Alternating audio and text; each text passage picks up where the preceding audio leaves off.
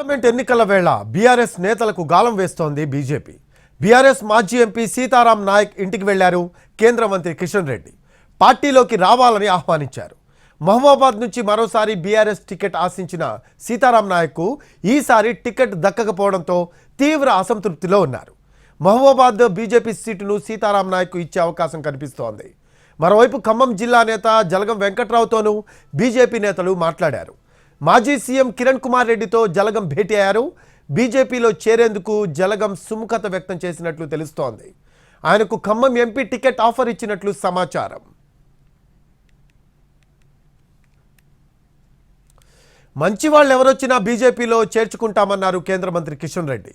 సీతారాం నాయక్ బీజేపీలోకి వస్తే చేర్చుకునేందుకు ఎలాంటి ఇబ్బంది లేదన్నారు ఆయన. ప్రత్యేకంగా ఈరోజు గిరిజన విశ్వవిద్యాలయం